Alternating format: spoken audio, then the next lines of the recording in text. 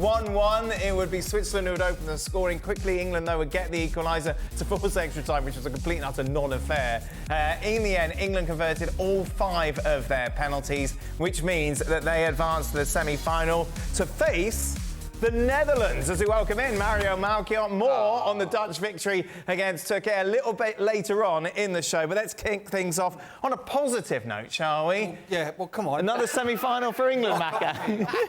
It's a long 24 hours, isn't it? But yes, I'm thrilled for England. I'm thrilled for Gareth Southgate. There's nice subplots. Bukayo Saka scored a penalty when he missed one. Trent, of course, who I thought has been treated terribly, really, by Gareth Southgate, getting the winning one. So really nice moments. But what I will say is we've been here before. They have to play better. The one thing you would say about the game now is that there's no way Gareth Southgate can start that 11 again. Mm-hmm. You know, yes, he's back from suspension. Well, he changed the formation, but he didn't really, did he? He just shifted the players round to the left a little bit and put Trippier further forward. That has to change. You know, England were forced to make changes because they were 1-0 down. The first shot of the game was the England goal. Mm-hmm. But they are better with more attack-minded players on the pitch, and they're more exciting. But, you know, Gareth Southgate, yet again, it's, you know, as a manager, it's better to be lucky than good, isn't it? And that's how he's rolling at this moment. It's all planning. England were turgid, weren't they? Stop it. They were horrible again. The problem is they copy. Now they start copying the French, being bad and being very good in penalty shootout. So that's not. No, but we really have to go into details. You know what we saw after. It took like 51 minutes to see one shot on target from Switzerland. And it's only when Switzerland scored that Gareth Southgate started to change players and to be more offensive. I mean, he's very reactive, isn't he? He's not, you know, they made changes, Switzerland, to try and change the flow of the game. We were reactive. We're 1-0 down, and it's like, oops, you, yes. get ready and get on. Save us. And then we scored straight away, and then we were actually so offensive then we started letting in opportunities for the Swiss again. So that has to change, because it is so frustrating when you watch that they've got the quality on the bench, yet very, very, very reluctant to use them until something negative happens. At the moment, I am pining for a Holland-Spain final. Just as a neutral, I'm fed up watching the French, and I'm even more fed up watching England. I mean, French haven't scored in open play. Yes. Well, Mario's like a pantomime. Yeah. He's cheering for you. He's cheering for you. So they can. Okay, yeah, it's better that he's cheering for me. I like it. Okay. And the Dutch better not let me down, Mario. I never hear the end of it. But in some sense, this is playing out just how we like it. Because the deeper that England go in the competition, the more the pain.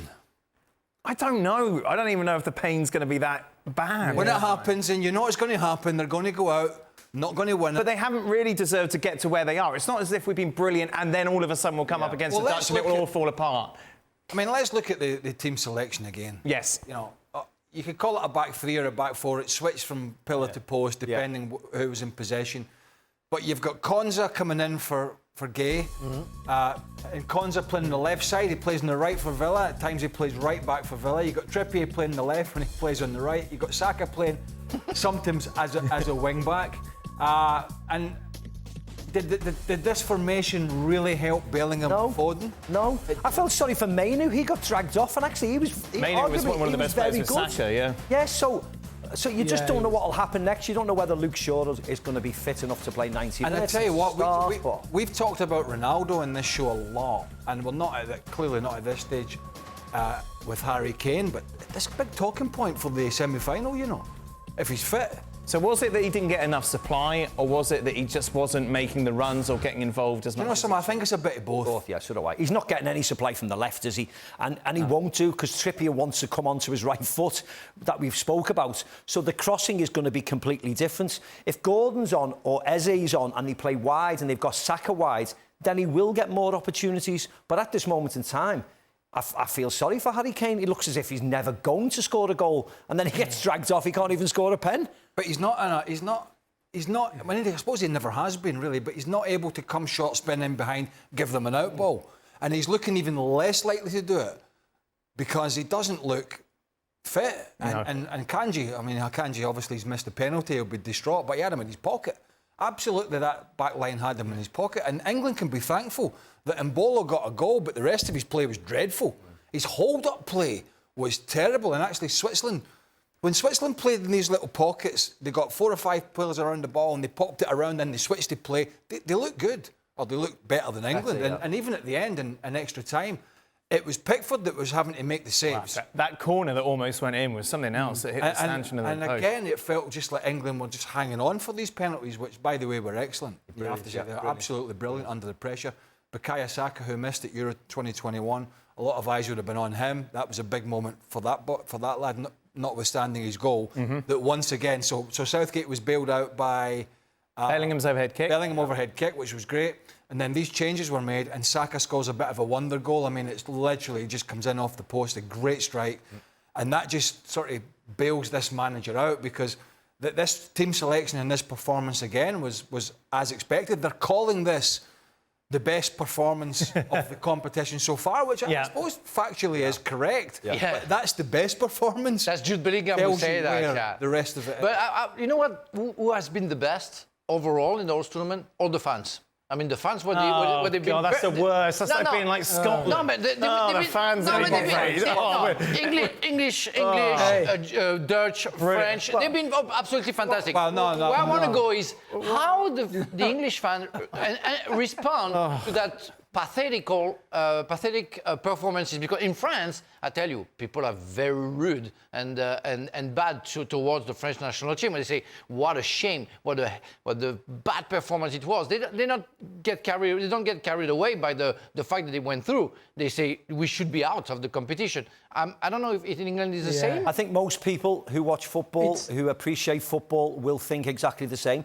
You'll get fans getting carried away because we're in the semi-finals and we're there and we got through and we won on penalties and we exercised certain demons of the past. You will get that, but I think you will get, I think my father knows football very well. I spoke to him directly after the game. He said exactly what we were thinking. It was a terrible performance, but they got away with it. The manager's lucky, because he doesn't change things. He has to wait for things to happen for him to change things out of desperation to a certain extent. So I think in the cold light of day, possibly tomorrow, because of course the time difference in England, people will go, we're through, great, but we need to be better. Yeah. And that's what we're thinking about. Every time we see England, we say they need to be better. And like you're saying with France, and if they get there in the end, brilliant.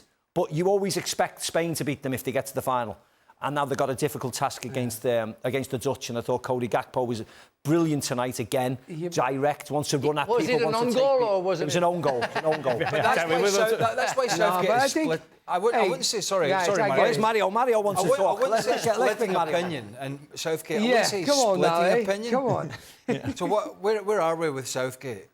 No, we're nowhere. Because you look at you follow some of the journalists, and it's like, well, knocked out at the last 16 in group stage, wherever it was, and then there's the semi-final, the final, now another semi-final. Where are we with this? Because is it more by chance and luck than actual coaching here? Yeah, well, it's interesting. Like, you look at the stats, he's the most successful England manager ever with regards to 3 semi-finals. I mean, it's crazy. And they've only ever been to 4, and he's led them to 3 quarters of them. He has the players to make miracles. Yeah. Because it's not because of him. It's because of the talent of the players, who at some point Saka can change the game. Otherwise, because of him, they would have been out. Yeah, correct. There's a wider context than a manager has done this type of job, and you cannot compare it to a time when we were knocked out in the qualifiers or we got knocked out against Iceland. It's years later. It's a better side. It's a better preparation. It's better everything. When you look at Croatia, we sat here. They should have beaten Croatia. They were 1-0 up with 20 minutes to go. They dropped back. Italy at home during COVID, when all of the crowds are English-based. They should, so it's been like that. The Denmark semi-final, we crawled over the line. So I think the bracket when they lost to Belgium and jumped in that side of the bracket is... So exactly. I think he's done a great job, and I think he settled England down as a nation, and he's better than previous managers are.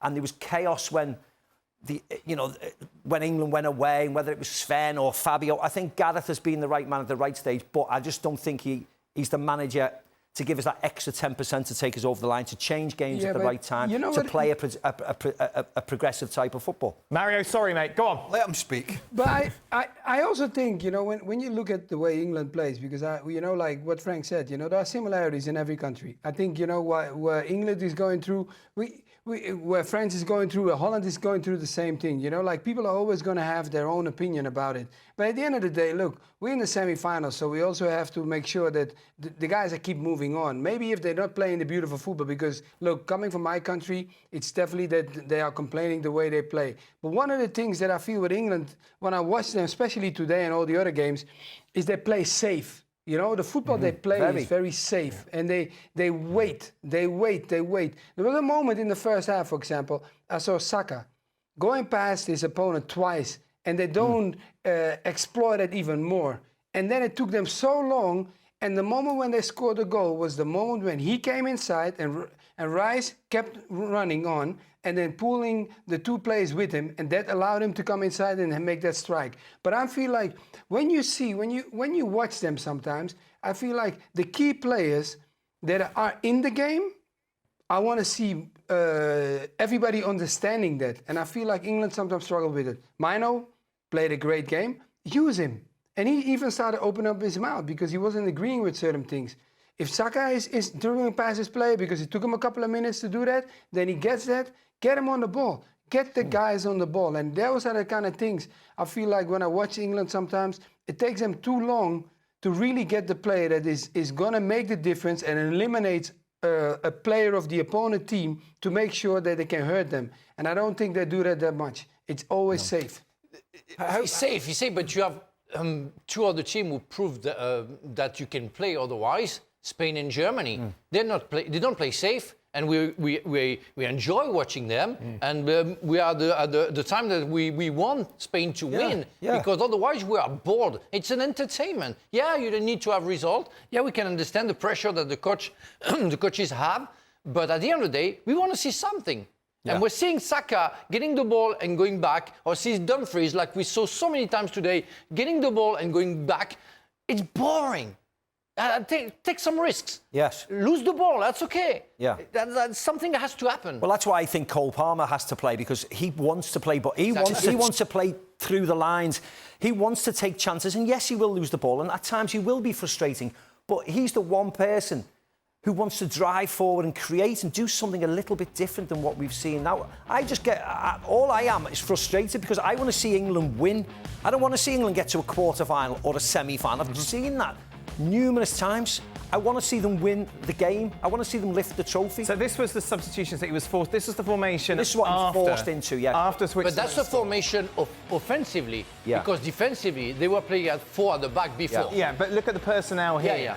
Obviously, Palmer comes on. Obviously, Eze as well, who he clearly likes. And it's when they scored. It's when they scored, and they didn't concede any goal. So that's only going to happen. Yes, exactly. That's too vulnerable. That is for me. That's only going to happen when there's desperation. Yeah.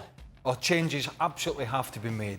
And we know he's going to revert back probably to something similar in the semi-final. Look, Deschamps and Southgate are kind of similar in that respect, with their philosophy of not really caring too much about the entertainment side of it and more about results, which is fine. In France, I've had much more success doing it that way.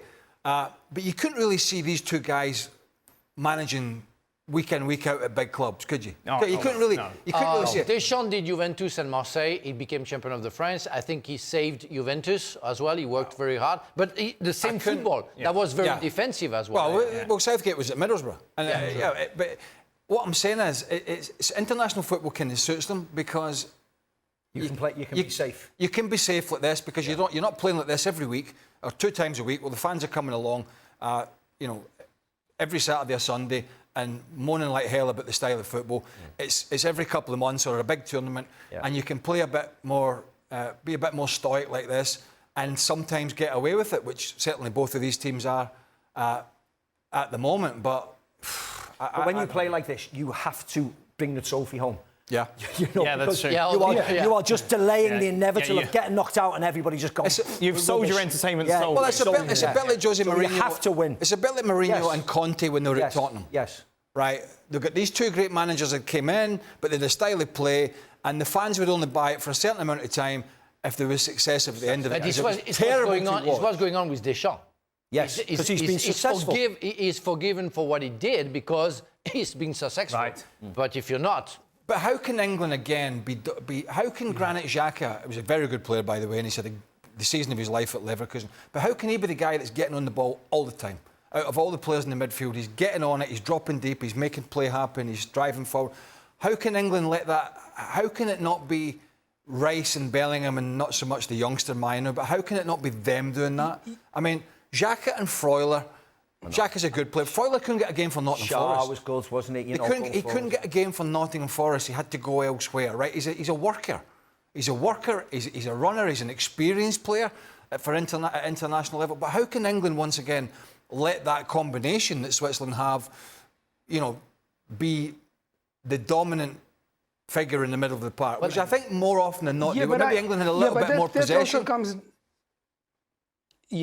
But that also comes down to where he comes from, right? Because, I like what you said, because he was clearly dictating the tempo of the game. Because he kept on dropping short and then, picking the ball up at the back line. But it was also because, sometimes, I don't know if England sometimes wants to wait also. They want to wait. And the moment when they are waiting, it gives him more time on the ball. Where he was picking up the ball, maybe they say he wasn't dangerous because he was far away from the goal. But they allowed him to pick up the ball and dictate the tempo, the way they were playing. And I think that was one of the cases what I was watching, and I totally agree with you. Because why can it not be one of the English players to do that? Why? Because the tactic of Switzerland was different. If you could see how they were trying to press them on and making sure that certain key players would not get on the ball. Because that is sometimes what countries like, okay, I will not jump too far, but a Turkey or Switzerland or Romania was doing. Those countries, they want to stop you from playing, but then it's up to you to make sure that you find also pockets where they cannot play. And I think that's where I say, when I talked about the risk, but I also talk about the control of the tempo. The moment when England doesn't control the tempo, it's a different game. We're watching totally different because we have experience in playing in England. And English football is always the ones who are winning are the ones that are in control. The moment they're not in control, it becomes a different game. It's a bit like England. Look, if England win this thing, it's a moot point. Isn't it? Yes, absolutely. It really is. It's a bit like the Roberto Martinez Ronaldo scenario and debate we had. If Portugal had gone on and win it, the Ronaldo debate is out the window. It doesn't matter, whether they carry them or not. It makes no difference. And I think from England's perspective, they won't really care at the end of it about who argues about their style, but they have to get to the end line. If you're playing this way, there has to be that pot of gold at the end of the rainbow. Otherwise, people will say, well, it was just too negative from the start to the finish. A couple of positives for England. Penalty shootouts and this mystique that they're not good at them. It's kind of been put to bed a little bit over the last shootouts that we've seen, obviously. Back to Italy, the last one they've lost. You had 5 penalty shooters today who are all pretty much first choice. So there's a Trent, obviously, because of Salah. But he's taken many in finals. And who all stepped up. We talked about Cole Palmer, and there wasn't really much doubt either, considering what we've seen from him. But a special word for Saka, considering what happened in the last final and the abuse and everything that happened towards him and Rashford, of course. But that was brilliant, wasn't it? You can't help but enjoy that moment. Absolutely. Harry Kane goes off, but the best penalty taker around comes on, doesn't he? And Ivan Toney. So he came on. You knew straight away he was going to take the penalties. England were littered with them, and lovely story for Bukayo Saka. He gets the equaliser. He had a really good game, and to banish all those awful things that happened to him after the last one. From the outside in, I'm like, wow, that takes a lot of guts. Does it as a professional, or is it kind of betting on yourself? Well, yes, it takes a lot of guts, but also at the back of your mind, the last penalty for England you missed, so you actually want to get it out of your system and take it again. I did it with Stuart Pearce in '96 when he missed in '90 when he blazed over when he missed against Germany, and he wanted to get it out. And when he scores in the quarter-final, the aggression that came out of him, and you knew he'd sort of banished demons. Then in the semi-final he scored again, and that's what you have to do. And Bukayo Saka will be called on for the next 10 years of his career. Yeah, in you want England. to erase the memory of a negative image of yourself. Yeah. So you want to go back and say, I was a very good penalty taker and I missed one important one, so I'm going to prove to the world that that was an accident. Yeah. And it's what he did, but it's true. You need guts.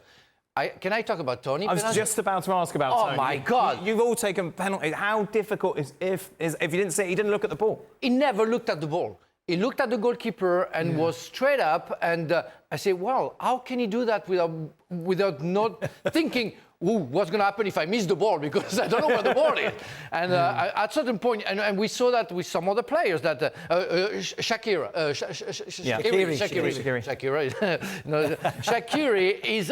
he went up and at the last moment went down to look at the ball. Tony never looked down. And I said, well, and you know, he's How not... difficult is that? That's absolutely... Eric Cantona used to do it. Oh. Yeah. And it takes... I'm not sure about but he did in the 94 FA Cup final. I was on the pitch. Yeah, okay, well, he did once though. but that's amazing for me because I said, if he misses the ball, what's going to happen? Because he can't come back because that's one of the rules. Yeah, if you feign it, obviously. You feign and it's over. Yeah. But that was really skillful. What got me was all the shot run-ups. But Frank, yeah. Go on, Mario. You know what I felt also in the penalties. You could also see which player is very confident. I love that. I love watching that. You know, like the way they stepped up to the ball. It says more than just the skill, right? How the guys highlight it, you understand, and clearly, you know, them talking about it is because they have the experience. But also for me, it's like even if you're an outsider, like. You're watching it, and even if, of course, when I was playing, I've seen enough guys taking it, and I took myself. But I'm just saying, like, the confidence they have. Look the way Bellingham walked up to that ball. It was like pure power and sure about himself. Tony. Tony. Oh, this is like, you know, like, I feel like sometimes we talk about football, right? But these are moments where everybody has to understand this is not a moment you can just quickly do. This is you either got it, that leads me to the obvious question. If they're so confident taking penalties, why are they so scared to make mistakes in open play? Tony came on as a sub.